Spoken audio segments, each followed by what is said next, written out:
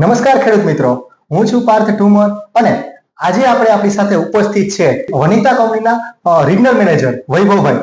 તો વૈભવભાઈ એના પ્રયત્નોથી ફિલ્ડમાં અવારનવાર રેગ્યુલર જતા હોય છે વિઝિટમાં, પણ મગફળીના પાકમાં છે એ ખેડૂતને ઘણા પ્રશ્નો હોય છે કે ઉત્પાદન કઈ રીતે વધારે લેવું, કે જે અલગ પ્રશ્નો હોય છે કે ફૂગનાશક છે ક્યાં છંટકાવ કરવા, કે રાતડ અને ગેરુટીકા આવે તો તેમાં શું કરવું, કે મગફળી છે એ જમીનમાં વધારે તૂટી જાય છે તો જ્યારે કાઢવા ટાઈમે ઓછી કેવી રીતના તૂટે, તો આવા અવારનવાર ઘણા પ્રશ્નો હોય છે. તો ખેડૂત મિત્રોને આની માહિતી છે એ આજે આપણે વૈભવભાઈ છે તે આપણને વધારે માહિતી છે વિસ્તૃતથી આપવાના છે. તો વૈભવભાઈ, અમારા ખેડૂત મિત્રોને અત્યારે જ્યારે આપણે મગફળીની પાકવાની અવસ્થા છે એ 75 થી લઈને 85 કે 90 દિવસની થઈ છે, ત્યારે ખાસ કરીને અત્યારે એવું શું કરીએ કે જેથી કરીને જે મગફળી છે એમાં વધારે પડતા ગોગડાઓનું પ્રમાણ છે તો એ વજનવાળું કઈ રીતે થાય, ભરાવદાર પોપટો કઈ રીતે થાય, તો એની માહિતી છે એ વિસ્તૃતથી અમારા ખેડૂત મિત્રોને જણાવો. નમસ્કાર ખેડૂત મિત્રો, ખાસ તો આપણા વિસ્તારની અંદર મગફળીનું ખૂબ એવું વાવેતર સારું એવું થઈ ગયેલું છે અને તમારા જેવા પ્રશ્ન છે એવા ઘણા બધા ખેડૂતોનો પ્રશ્ન હોય છે કે ભાઈ મગફળીની અંદર ગોગડીનું પ્રમાણ છે, ભરાવદાર નથી થતી કે તૂટવાનો પ્રશ્ન છે. તો આ એક સામાન્ય પ્રશ્ન છે અને બધા ખેડૂતોનો પ્રશ્ન છે.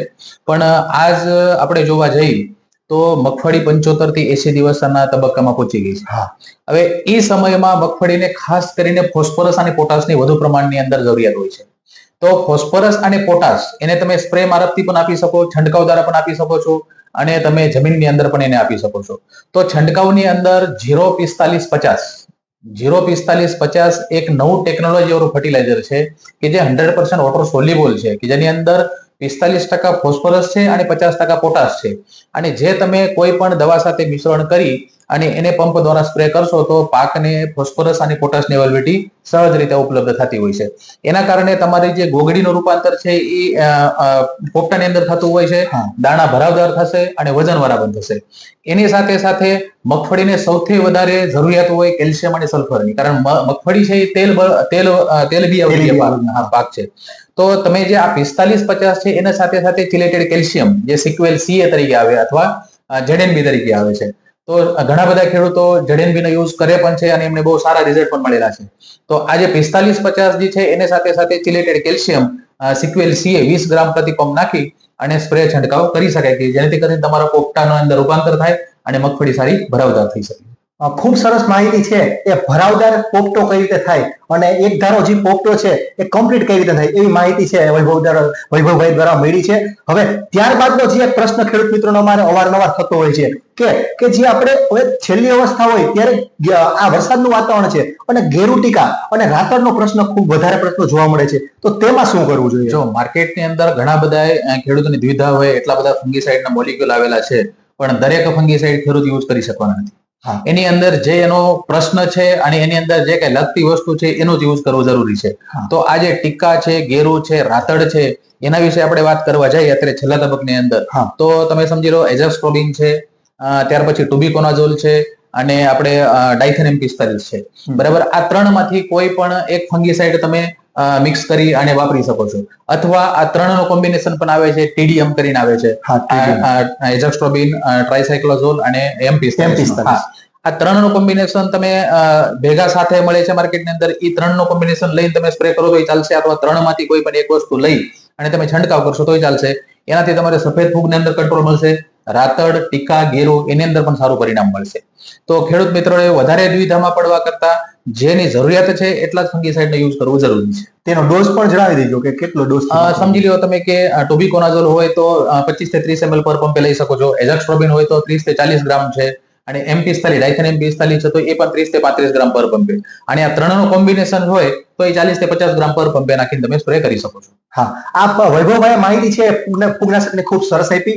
અને ત્યારબાદ અમારા ખેડૂત મિત્રોને ઘણીવાર અવારનવાર પ્રશ્નો છે આ છેલ્લા વર્ષથી હમણાં વધારે જોવા મળે છે, અને તે છે કે જે ફૂગનાશક છે તેની સાથે ફર્ટિલાઇઝર છે તેને બંનેને મિક્સ કરાય ન કરાય એવા ઘણા દુવિધા ભર્યા પ્રશ્નો છે, તો તેની પણ માહિતી આપો. 100% આ એક દ્વિધાવાળો પ્રશ્ન ખેડૂતોને મનમાં છે.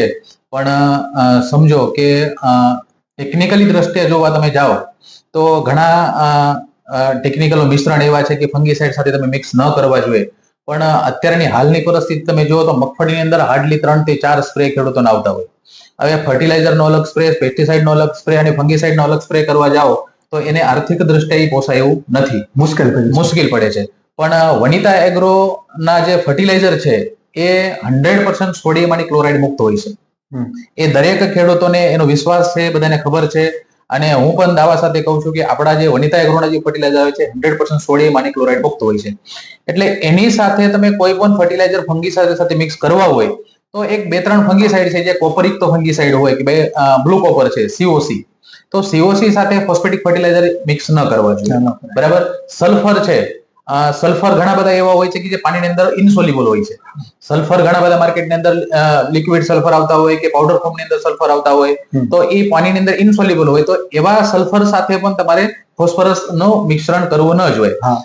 બાકી જે આપણે 45-50 ની વાત કરી છે, 0050 ની વાત કરી છે કે 052-34 ની વાત કરી છે, તો એ તમારે નોર્મલ જે ફંગીસાઇડ હોય છે, એઝોસ્ટ્રોબિન છે, ડાયથેનેમ 45 છે, તો એવા સાથે મિક્સ કરવામાં કોઈ પ્રોબ્લેમ નથી હોતો.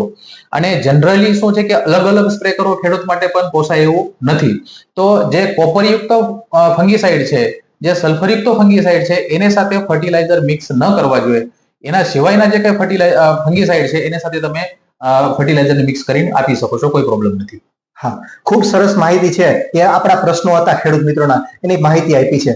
અને છેલ્લો પ્રશ્ન એવો છે અમારા ખેડૂત મિત્રોને કે જ્યારે પણ હવે મગફળી ઉપાડવાની અવસ્થા હોય અને ત્યારે સૌથી વધારે ખેડૂતને કોઈ બીક હોય ને તો માલ પણ તૈયાર થઈ ગયો હોય, વજનવાળો પોપટો પણ થઈ ગયો હોય, પણ એ જે પોપટા છે ને એની સંખ્યા 20-30% જમીનમાં ને જમીનમાં પડી રહી છે. અને ખેડૂત છે એ જે વીણવાનું હોય એ મજૂરી વધી જાય છે, પાછળનું વાવેતર છે તેમાં વધારે સમય લાગી જાય છે. તો તેના માટે શું કરવું કે જેથી કરીને ઓછામાં ઓછા પોપટા તૂટે?